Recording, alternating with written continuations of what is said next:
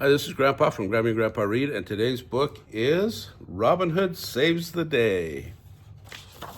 You guys like stories about Robin Hood? Grandpa always did, growing up. Here we go.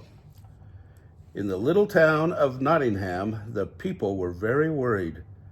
Evil Prince John would soon be collecting tax money from them again, but they had no more money to give. "If we do not pay the money," said Mrs. Owl, "we will go to jail." "We need Robin Hood," said Mrs. Rabbit. "He would know what to do." Inside the castle, Prince John sat playing with his gold coins. He loved gold more than anything else in the world. He called for his advisor, Sir Hiss. "I need more gold," he said to Sir Hiss. Sire, the people have no more gold to give you," said Sir Hiss. "Nonsense," shouted the prince. Then he called for the sheriff. "Go to the town and collect more taxes," he said. So the sheriff went to the town. The people in town gave him the few coins they had left. Even little Skippy Rabbit gave money to the sheriff. He gave the gold coin he had gotten for his birthday. Mr. Dog paid taxes too.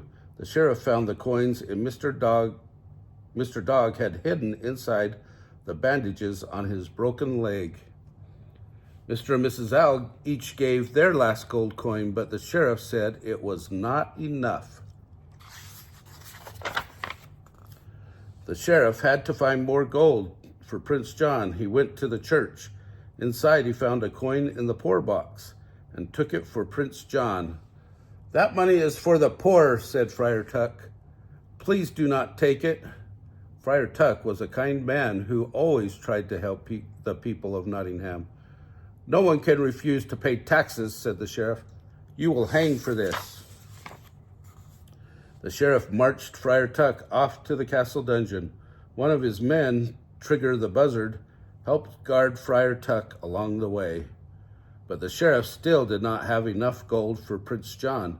So he arrested many of the people of Nottingham and put them in jail too. After a few days in jail, the people would tell him where there was more gold.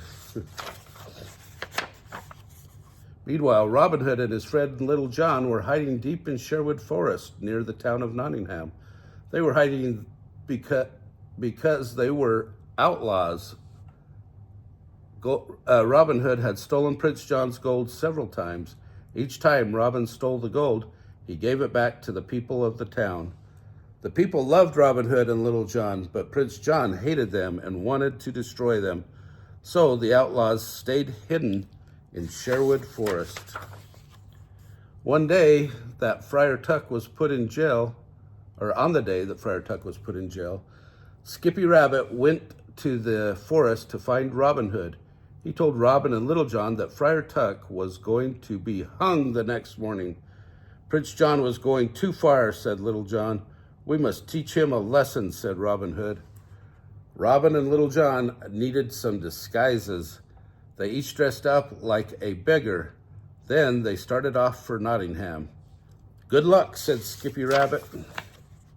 The sheriff of Nottingham was outside Prince John's castle testing the new hanging noose. Trigger and his buzzard cousin Nutsy were helping the sheriff. Robin Hood and Little John walked up to them. The sheriff did not know who they were. "Who is going to be hung?" asked Robin Hood. "Friar Tuck," said the sheriff, "because he would not pay his taxes." "Robin, this is terrible," said Little John in a whisper. "What are we going to do?" "Do not worry," said Robin Hood. "I have a plan." Then Robin whispered his secret plan to Little John. "Move along, you beggars," said the sheriff. "We have important work to do." That night, the sheriff went to Friar Tuck's cell. The poor friar was in heavy chains. "Good night, friar," said the sheriff. "You hang in the morning." But Friar Tuck was hoping that Robin Hood would save him. The sheriff went to his office in the castle dungeon and sat down. He was feeling very proud of himself. Then Trigger came to give him a report. It is 9 o'clock at night, and all is well, said Trigger. Good, said the sheriff. That means I can take a little nap. The sheriff fell sound asleep. Trigger and Nutsy guarded the jail. Several hours passed. At midnight, Nutsy made the rounds of the jail. 12 o'clock, and all is well, he shouted. Be quiet, said Trigger. We must not wake the sheriff.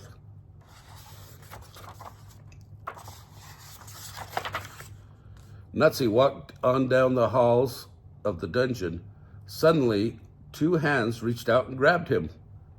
It was Robin Hood. After Robin grabbed Nutsy, he took off Nutsy's cloak. Then Little John tied Nutsy up. Robin Hood dressed himself as Nutsy in Nutsy's cloak. Then he put on a nose that looked like Nutsy's nose. It was a wonderful disguise. Robin looked just like Nutsy. 1 o'clock in the morning, and all is well, said Robin Hood in a loud voice. He used a voice that sounded just like Nutsy's. Trigger heard Robin calling out. He thought he was hearing his cousin Nutsy.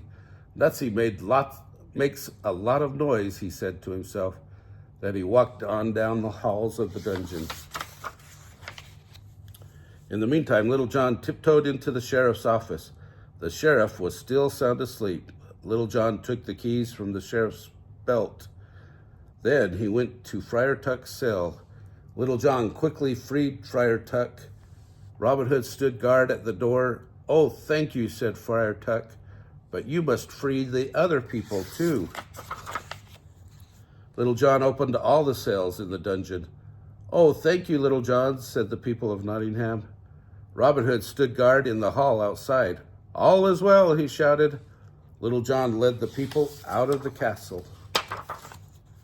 Robin Hood waited until the people had escaped. Then he called out, Guards, guards, come and catch Robin Hood.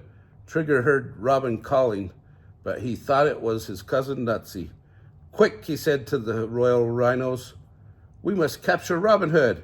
The sheriff woke up in the dungeon office. Trigger and the royal rhinos ran into the dungeon. When they all were inside, Robin Hood locked the door behind them. Then Robin ran upstairs to Prince John's bedroom. Prince John was asleep in his bed. Around him were all his bags of gold. Sir Hiss was asleep there too. Robin Hood walked in quietly. Without a sound, Robin picked up bag after bag of gold. He dropped each one out the window. Little John was waiting down below. He caught the bags of gold as they fell. Then he loaded them onto a cart that belonged to the people of the town. When Robin picked up the last bag, he heard plink, plink. There was a hole in the bottom of the bag. Sir Hiss woke up and saw Robin Hood, and he saw that the gold was gone. Sire, he shouted, call the guard. But the guard was in jail. The prince was helpless. Robin Hood leaped from the window and landed in the moat with a huge splash. Little Skippy Rabbit met him on the shore. Hooray, hooray, he shouted. You are my hero, Robin Hood. Little John and Robin pulled the cart full of gold into the town. Friar Tuck helped them divide the gold into equal shares for everyone. Then Robin and Little John went back to Sherwood Forest. Prince John could not believe his eyes. All his gold was gone. You idiot, Hiss, he shouted. This is all your fault. Sir Hiss could do nothing. Yes, sire, he gasped. It was all the poor fellow could say. Oh, I love Robin Hood stories. How about you? If you like this book, smash the like button down below. Give us a big thumbs up. Subscribe to our channel of Grammy and Grandpa Read, and watch the playlist for Disney, the playlist for animals, and the playlist for fairy tales. Have a great day.